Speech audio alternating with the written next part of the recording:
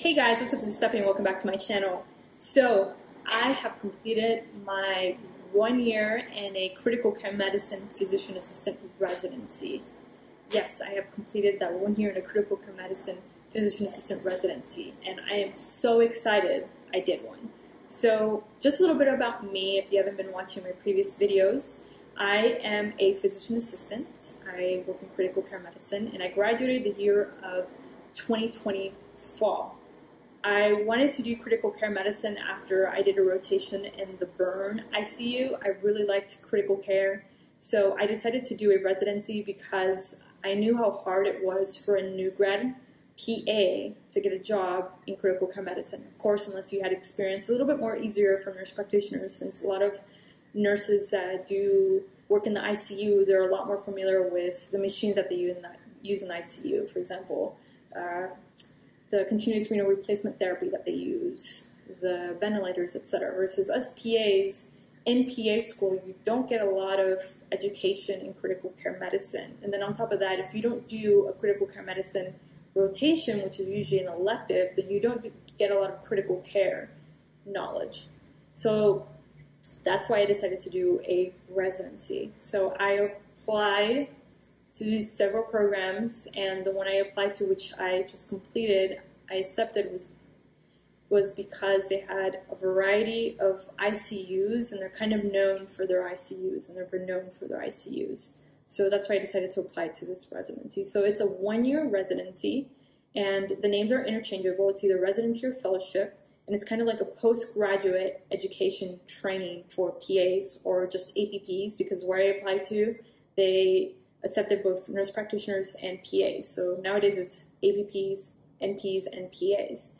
And they have them in different specialties. So the popular ones that I've been seeing nowadays that a lot of my fellow colleagues are pursuing or that I heard of other students that are wanting to pursue are emergency medicine. So there's emergency medicine, which is a very popular one. There's also critical care medicine, which is the one I pursued.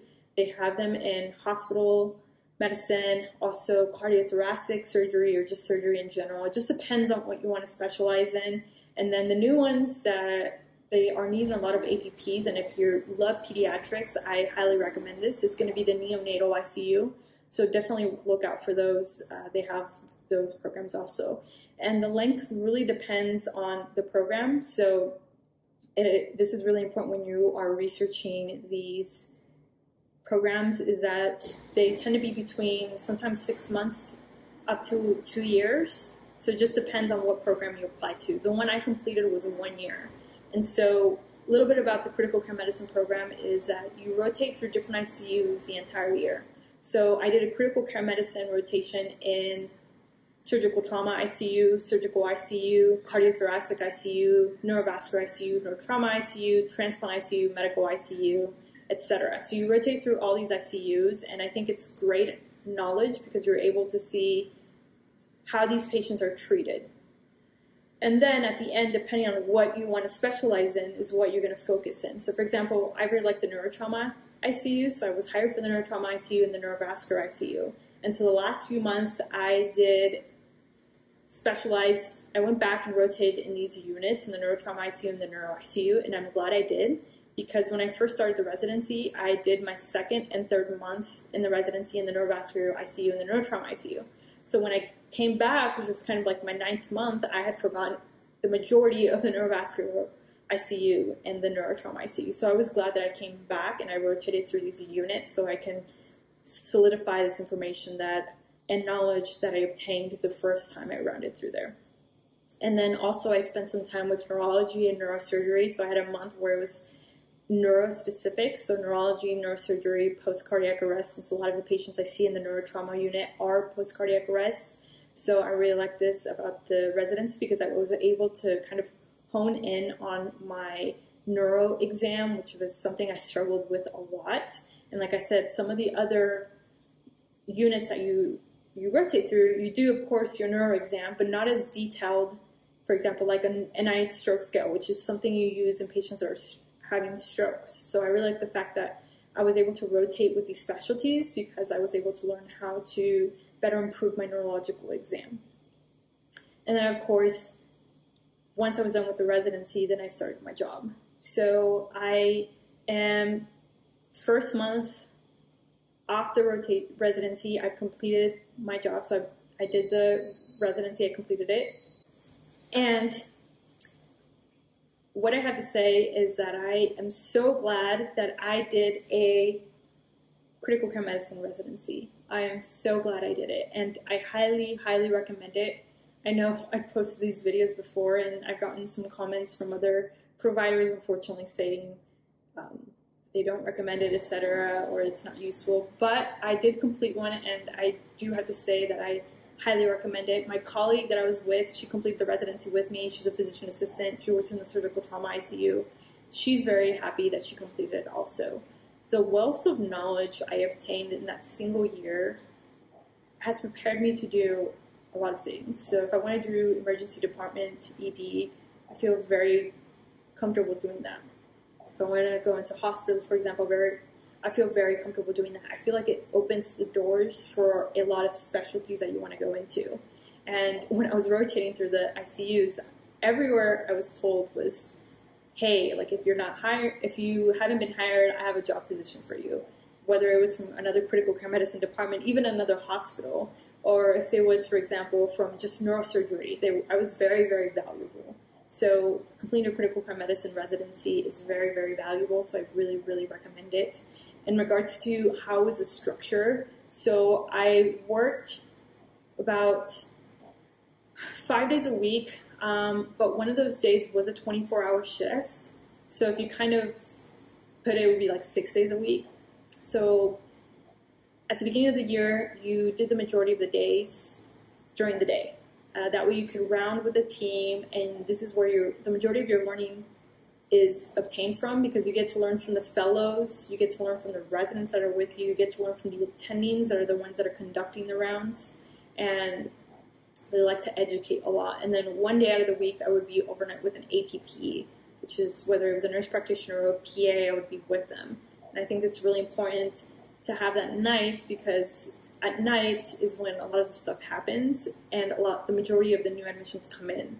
So you have to know how to be able to kind of work up a new admission that comes in, whether it's from the ED or even if it's being transferred from an outside hospital. Usually the ones that are transferred from an outside hospital are like a mess. So you have to dig through the chart, you have to find out what was done, what was not done. A lot of the procedures you get are at night also. So I got a lot of intubations at night.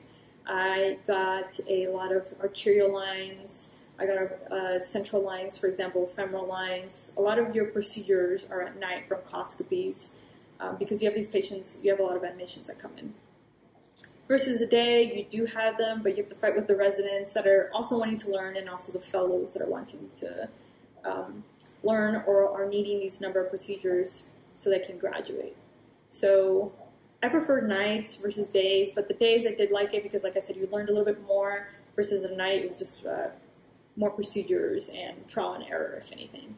So that was the first few months, and then at the end of the residency, like the last 3 months, 4 months, is where you spent the majority of the time at night. So at night is where you kind of learned a lot, in my experience, because this is where you got a lot of admissions, depending on which ICU you were. Some ICUs are 20 ICU beds, and you're having to take care of 20 ICU beds. Some are 22, and you're the only provider at the time. Of course, you do have a physician that's in-house, and then also a junior physician that's in-house that you're able to call them if you have any questions, or if a patient is acutely dying, for example, or there's times where I'm trying to place a line in a patient and I just cannot get it, so then I'll call the junior RI to see if they can help me, or the resource intensivist, which is the attending in-house, to see if they can help me place this line. And so I like the fact that you have this help, but the majority of the time you are practicing autonomously, which is something that I really, really like, especially at night. But it can be very chaotic, especially if you have 6 admissions, and then at the same time you have 2 patients that are acutely dying. I know my first week, they always say that as a new APP in the ICU, you kind of have a black cloud, and I can say that's very, very true, because on my first few days, I had one night where I had a patient that was in cardiogenic shock, And if it wasn't for me completing that CT ICU rotation where they hammered in our heads that we needed to know how to identify a cardiogenic shock and how to be able to treat it and manage it. If it wasn't for that, I definitely would not have been able to start working up this patient for cardiogenic shock. And this is where that came into play. And then at the same time, I had 6 other admissions, etc. So it was a very, very chaotic night. And so the residency really teaches you how to triage your patients. Also, if it's a ventilator that's alarming, how to be able to kind of go and troubleshoot the ventilator, how to do these procedures, how to use the ultrasound, which is something that's not really taught in PA school, unless, of course, you learn it on the job or you do emergency department, or in my case, like this critical care medicine ICU, where we had several classes where they taught us how to use point of care ultrasound, and I love it. I'm like a huge ultrasound geek. I think it's really important as part of your physical exam, especially in your patient that's hypotensive, so they have a low blood pressure, and you have like no differential diagnosis at the time because say they don't have a leukocytosis, they don't have any cardiac history, etc. And ultrasound is going to be very helpful at looking at the inferior vena cava to see if the patient is fluid down, fluid up, looking at the heart to see if maybe they have a pericardial effusion. I had a patient that, once again, as a new APP, that had a cardiac tamponade, and he had no history of cardiac history. The only thing is that he had gotten TPA for a stroke he had.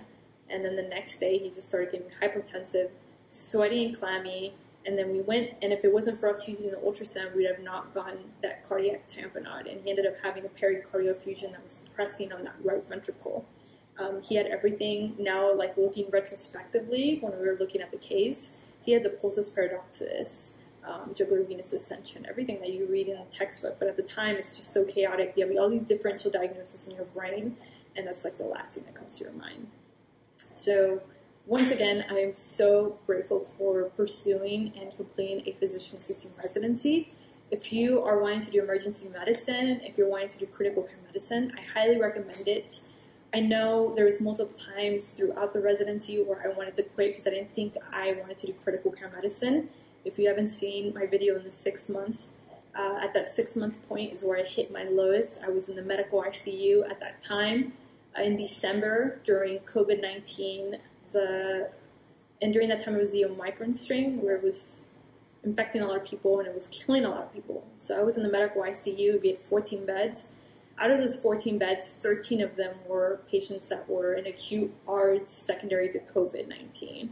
And they were ranging all over ages from like early 20s to late 60s. And these patients were having to pronom, supinating, several intubations. I got very good with treating an ARDS patient on the ventilator, and at the time it was just so stressful because I was coming in every day and signing death certificates. So I told myself, I don't think I can do this, but thankfully I was able to get over that hump.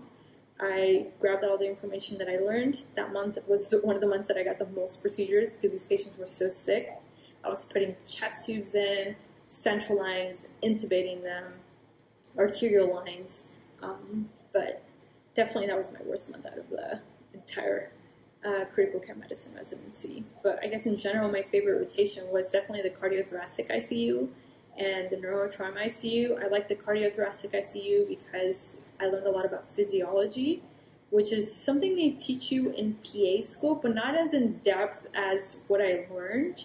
You go into the hemodynamics, and a lot of these patients that we had, once again, I did this rotation in November during COVID, so a lot of our patients were in ECMO.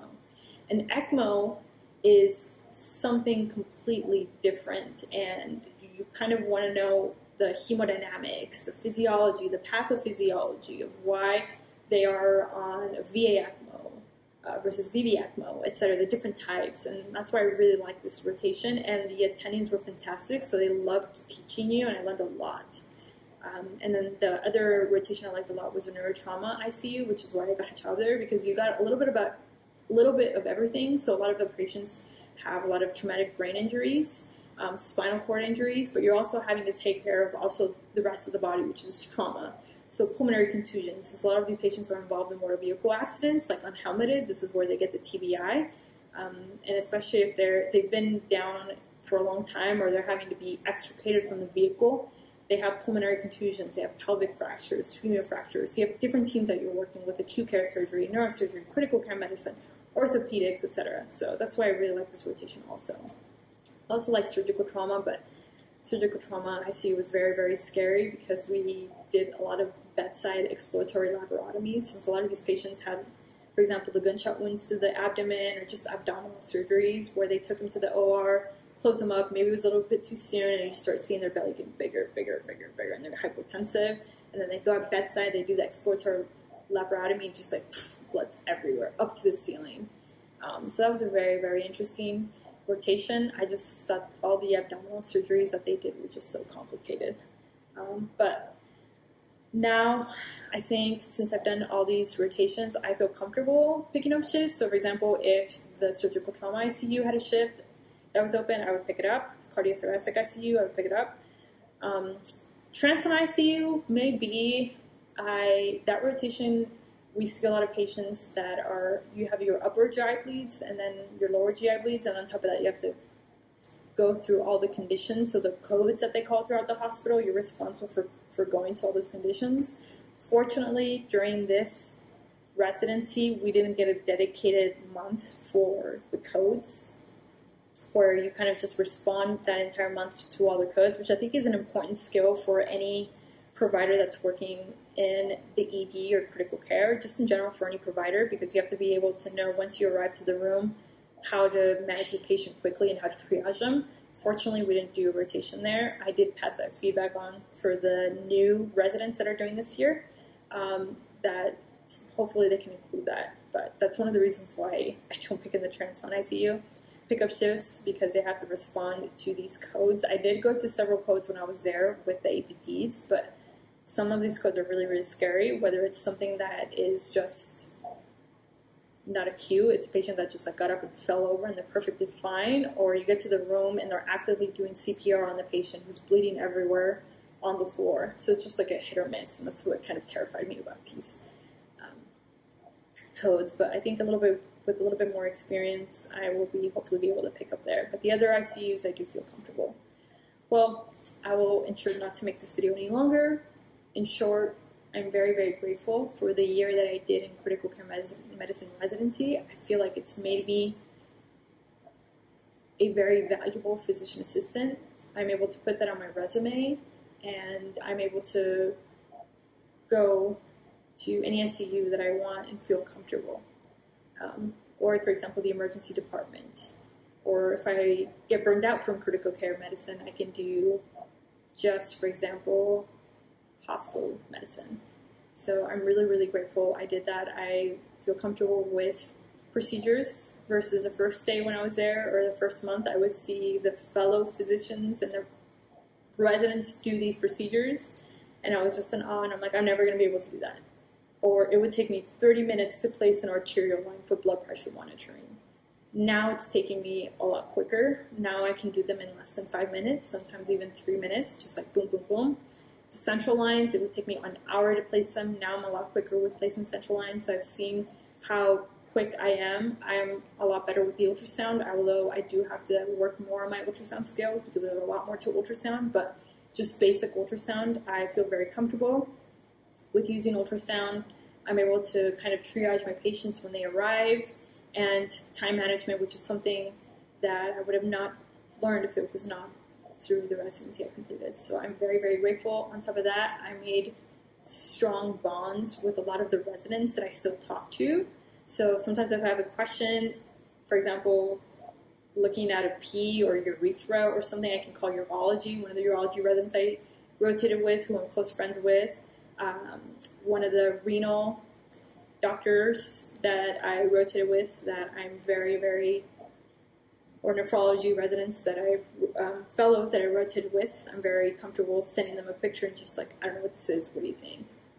So I've made really, really close friends with them. And then on top of that, I've made really close bonds with the attendings I work with. So since I rotated through all the ICUs, I know the majority of the attendings that sometimes pick up shifts at night, and I feel comfortable calling them, and they know me since they've worked closely to me, so they know my work ethic, and they know kind of what I know and I don't know. and so I feel comfortable calling them. So highly recommend it. So in general, I recommend it if you are a PA or a nurse practitioner who is unsure on whether you should pursue a physician assistant residency or a nurse practitioner residency, or just in general an APP residency. Do it. It's definitely hard, but it's very rewarding. It was definitely my hardest year in general. It's even harder than PA school, but I would do it again in a heartbeat. All right. Hopefully this video is helpful. If you have any questions, comment below, and take care.